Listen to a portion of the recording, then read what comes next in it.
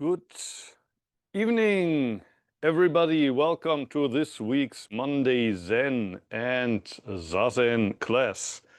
Today I will talk about Sawaki Roshi's To You. Next week I will get back to Suzuki Shunyu's Zen Mind, Beginner's Mind. But as always, before I talk, let's sit together for half an hour.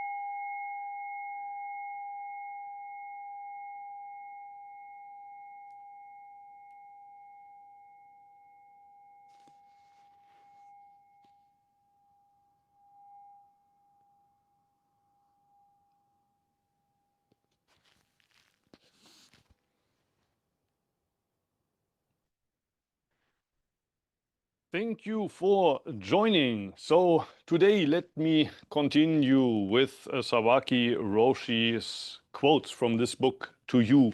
In the printed version, we are on page 60 at the bottom. First, Sawaki Roshi quotes the Buddha here, and I'm not quite sure if you can find this quote actually in one of the sutras. At least it's none of the main famous sutras, and certainly you can't find it in the Pali Canon, in the oldest texts.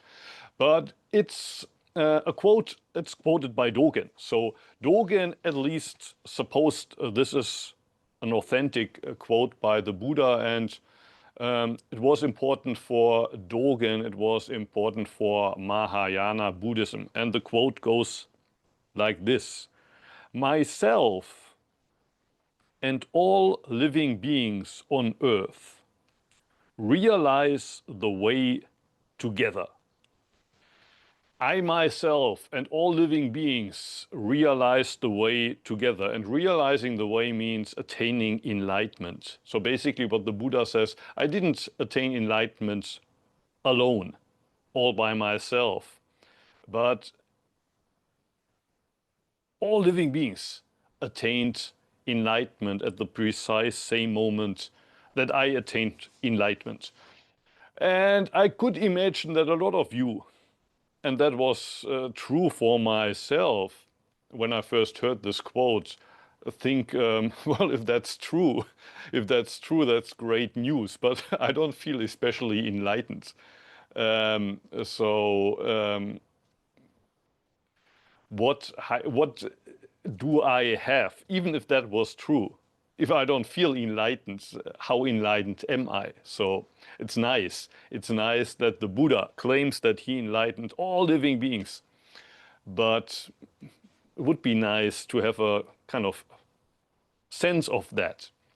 How come that most of us don't really feel as enlightened as the Buddha? And I will try to explain why that could be. First, Sawaki Roshi explains this quote with the words, "In the Buddha-dharma, this isn't enforced with political power. I myself put it into practice." So basically, I think what he's saying there, it's not that we start to go on a mission and try to convince everybody that they are Buddhas, thanks to Shakyamuni. Like, for example, some Christian might try to convince you that Jesus died on the cross for you, for your sins. But in Buddhism, usually we don't do that kind of thing. So it's not enforced with political power, and it's also not enforced by missionizing. It's about you yourself putting it into practice. And then the last sentence, or the last two. "When you sit, you've got to be one with Truman, Stalin, and Mao. One person sits for everyone.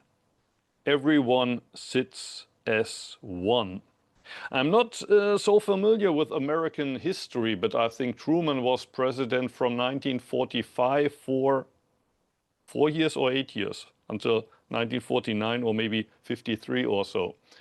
And so probably that's about the time that when Sawaki Roshi said that, after the war, a couple of years after the war, when Truman, Stalin, and Mao were the most powerful men in the world. If he had said it during the war, maybe he had mentioned Hitler and Mussolini as well. You have to be one with them. And well, in the case of Truman, okay. But Stalin, we don't really want to be one with Stalin, and with Mao, it's kind of complicated, especially because we have Chinese participants as well. Anyway, who wants to be one with Stalin? Who wants to be one with Mussolini or Hitler? Nobody. We are not. We don't want to. We are not one with Hitler, Mussolini, or Stalin. One person sits for everyone. Everyone sits as one. I think there's a quote by Mao that goes in the same direction. One person for the millions and the millions for this one person. What is Sawaki Roshi trying to say here? I have been talking about relative truth and absolute truth quite a lot during the last weeks. And I think this is again connected to relative truth and absolute truth. From the point of view of relative truth, which is basically common sense, we are only a very small speck in the universe. We live, even if we live for 70, 80, maybe 90 years, that's a very short span in the history of mankind. It's just like a small instant in the history of the universe. And we are only 1 out of 8 billion human beings. So we are just like a speck of dust. And even if one of us attains enlightenment, that's only 1 out of 8 billions on this planet. And that's common sense. And from this point of common sense, it would also make sense if one of us has understood something to try to communicate that to others. Like, for example, the Buddha here says, the moment he realized enlightenment, all living beings attained enlightenment. But still, after that, after attaining enlightenment, he got up from his seat, he traveled all through India to communicate what he understood. So if already was already enlightened at that point, why would he travel and communicate what he understood? Why would he preach the Four Noble Truths, the Eightfold Path, and so forth?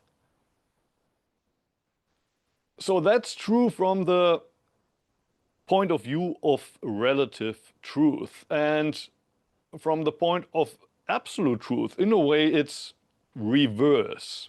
It's not that I exist as a speck of dust in the universe, but the universe, this whole length of time, exists only in this moment of here and now, which I call myself. I'm not one of the persons, one of the actors on the stage. I'm the stage itself on which the whole universe manifests. And from that point of view, of course, it makes sense to say the moment you realize you're the universe, and you can call that, well, realizing the way. Everything is realizing the way because there is only you.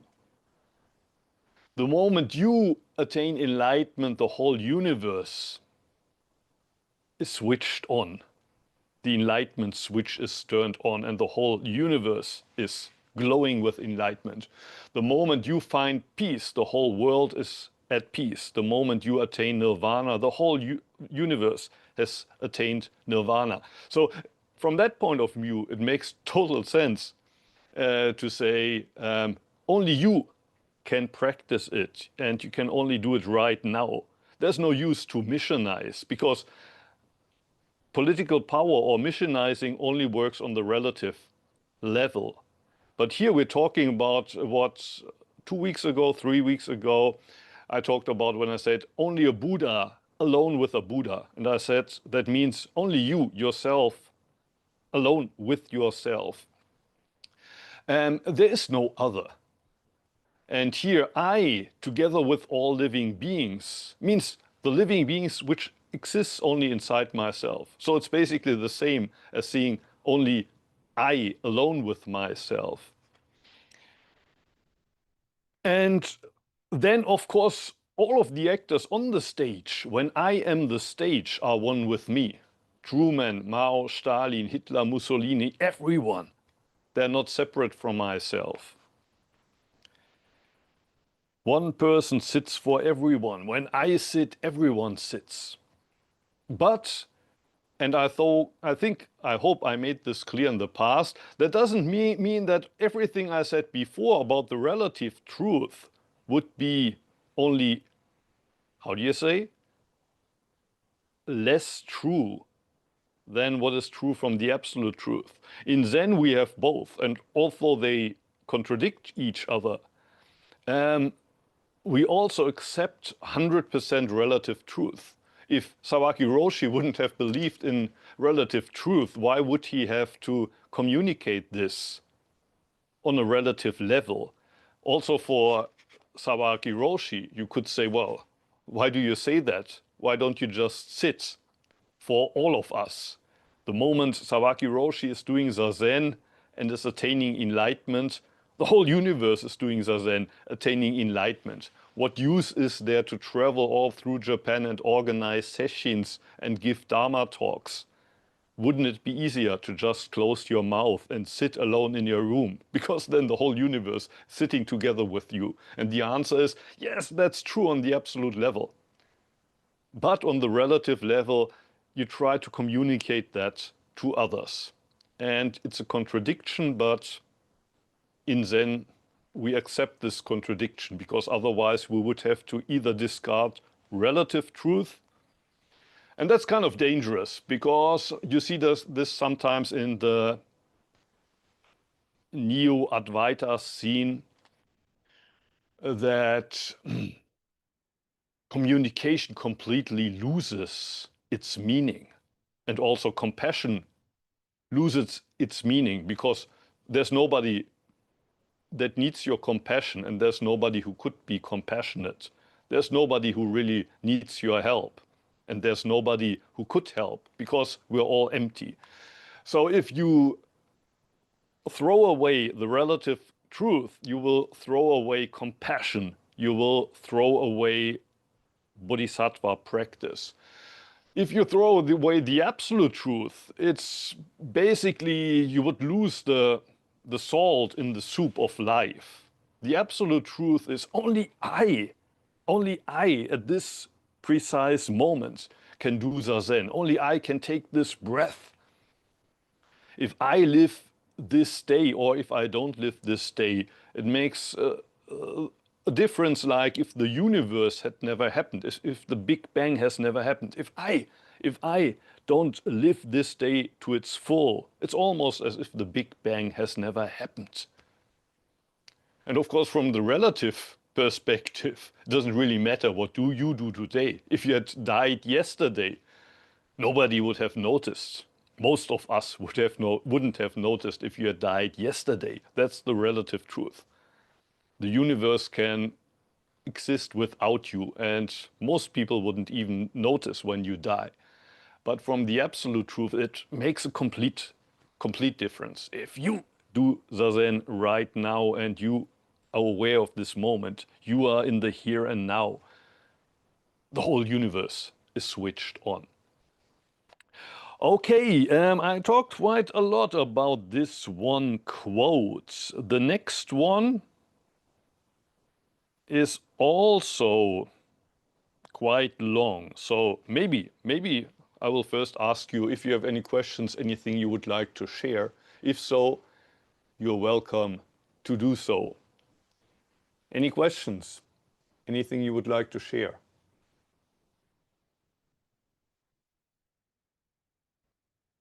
If yes, you can either raise your hand or speak right like that. Joseph is raising his hand. Joseph, please. Thank you. I wonder if that quote of the Buddha, you've been kind of talking about it in the sense of enlightenment being realized simultaneously. But is it also about how all other living beings supported the Buddha to realize enlightenment? Like there's one of the sort of parts of, I guess you could call it more mythological accounts of the Buddha I particularly like is the moment where he's sat underneath the Bodhi tree and Mara's armies are at their greatest. And if I remember the story right, he puts his hand down on the earth and calls the English translation of the goddess would be Mother Earth as like his witness. And then she, if I remember right, she undoes her hair and the waters of the earth come out and wash away Mara's armies. So Yeah, I just wondered if that quote, I know you said there wasn't a particular sutra Mm, mm, or mm. definitely not a part of the Pali Canon you could trace it to, but I wonder if it's perhaps an explanation of that kind of part of the mythology about the way the rest of the earth, the rest of the beings on the earth supported the Buddha in his search for enlightenment. Mm, mm, mm. That's an interesting thought. Mm, like the next quote here, uh, another long quote. There, Sawaki Roshi talks about interdependent causation. Everything in the universe is connected. And what I, in this precise moment, say, it's not that something that comes out of myself, but I'm influenced by the whole universe. In a way, you are also part of this. If you weren't here, I wouldn't talk like this. The whole past of the whole universe. So that's of course also true for the enlightenment of the Buddha. If maybe even one single being would have missed at that precise moment, maybe the Buddha couldn't have attained enlightenment because we're all connected. So as you said, all living beings helped the Buddha to attain what he attained. In a way, you could say it was enlightenment was not the work of one single person, but teamwork. The whole living beings had to work together to get the Buddha. 10,000 people, or how does he say? Everyone has to practice together for one person to attain enlightenment under the Bodhi tree. So that's an interesting thought that I didn't have until now. Mm, but I still have the feeling that everything that's true on the level of interdependent causation, interconnectedness, is true, but on the level of relative truth. There need to be different beings to interdependently influence each other.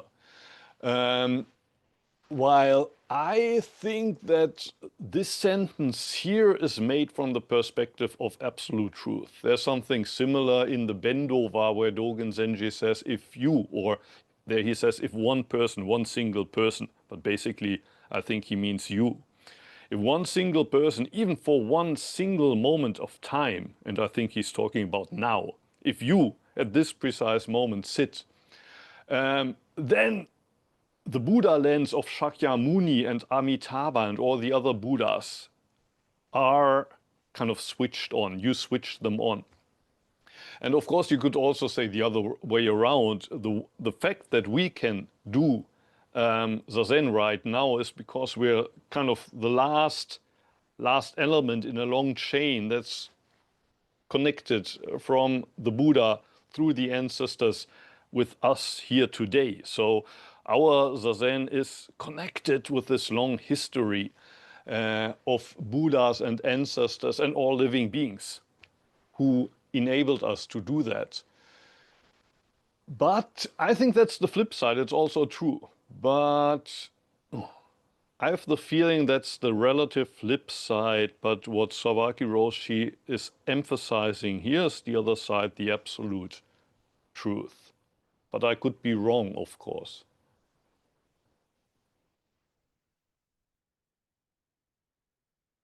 But again, I mean, both sides are true, as I try to explain. It's not that the relative truth would be wrong, the absolute truth would be right. It's just that I have the feeling Sawaki Roshi is trying to shine the light on the absolute side in this quote, while emphasizing interdependent causation and the fact that we can only practice here right now because there's a long history that came before us and hopefully also a long future. That's the other side. But I have the feeling that's exactly what Sawaki Roshi is not emphasizing here.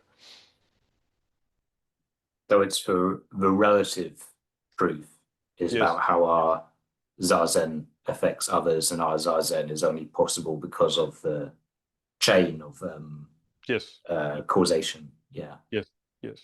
Mm.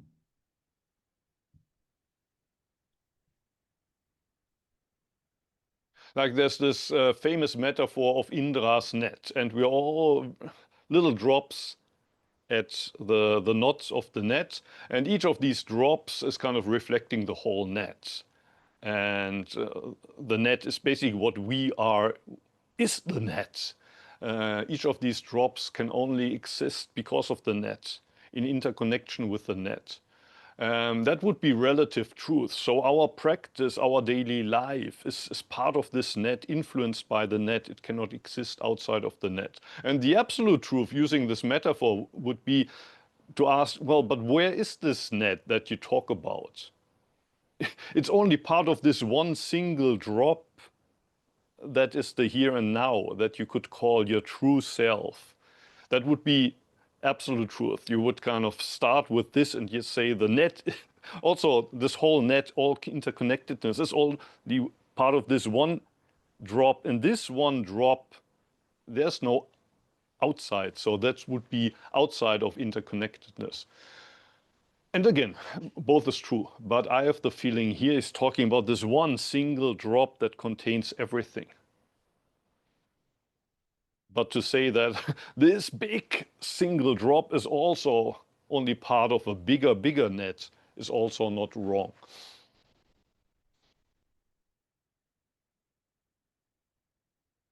Anything else? Any other questions? Anything else you would like to share?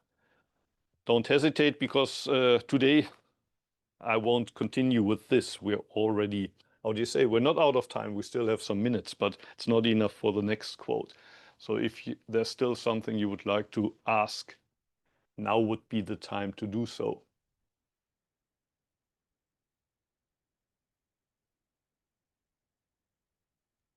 I have a question I've been wanting to ask, how it relates to these two truths, and then how you teach from the maybe more with the Japanese group with the Nagai Hitoshi philosophy, where there's the example of other people being like zombies. Mm, mm, mm. And it kind of reminds me of this, how when you're talking about everyone reaching enlightenment at once, but I'm not sure how relevant it is. Can you kind of uh explain? I don't really understand that point, how it relates. Hello? Yes, yes. You You don't understand that point, how point about it how relates. what is the point about Hitoshi Nagai's example of everyone could be a zombie? Mm, mm, How mm. does that relate to these two truths teachings? Mm. So I don't think that Hidoshi Nagai, this Japanese philosopher you're mentioning, really thinks that everybody is a zombie, because, well, he has written a lot of books. He's married, he has a kid. So how can you write a book knowing, or kind of, why would you use all this time to communicate to others when you think they're all zombies? Why would you marry and have a daughter if you think that's only zombies? So from that perspective, that would be the relative perspective. Of course, they are not zombies. They have feeling just as I do. But what not Sawaki Roshi, Hitoshi Nagai always says, or kind of asks, for example, is his listeners. Isn't it strange? For example, it's a room with 100 people. We are 100 people in this room now, but there's only one person that can actually see, only one person that can actually hear the sounds right now. And from the point of relative truth, it doesn't make sense, because everybody here can see and hear. But there's only one person at this precise moment that actually sees and hears. There's only one person that can actually, well, smell the smells, that can taste the tastes. How come? How come that's the case? And from that perspective, all of the other persons in the room, 99 persons, well, are basically like zombies. Even if they have pain, you don't feel that pain. It's a pain that's almost like non-existing. They also hear and see things, but they're not actually seen and hear in the here and now. So from that perspective, the zombie perspective, saying actually all of these people are only a part of myself, but they don't exist outside myself. And the person that doesn't exist outside myself is a zombie. So that perspective would be what I call the absolute truth. And again, I'm not saying that's the only truth, but it's one half. The other half is none of us are zombies. We are all sentient beings. And my pain is just like your pain. It's not that my pain is worse just because I feel it.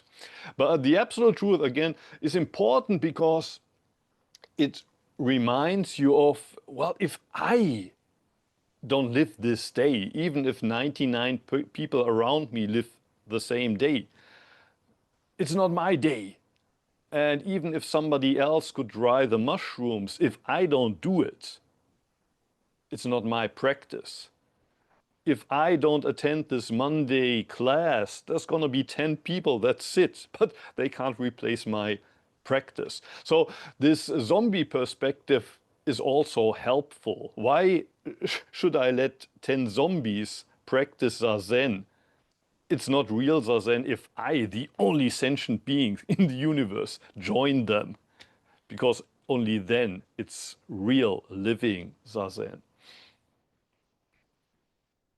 Yeah, the way you described it, I think it is relevant to that example. Like in the absolute truth, if everyone else is just, actually, I was thinking about it more realistically. It could be like, how do you know you're not in a dream right now, and then everyone else is just a dream character that's part of your subconscious? I mean, that could, to me, could be realistic. But then, yeah, in that moment where if you're enlightened, then everyone else is, if they're part of you, then yeah, then everyone's enlightened.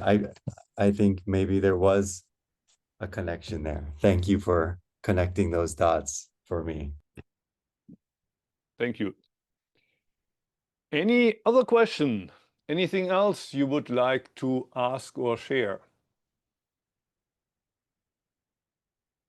If not, it's 9 o'clock, just 9 o'clock here in Japan. So I would like to thank Xuan-san for hosting us. And next week I will be back and talk about Zen mind, beginner's mind. So I wish you a good week. Hope to see you again. Good night or have a good day wherever you are. Thank you. Thank you. Thank you. Thank you. Thank you so much. Thank you. Have a nice day.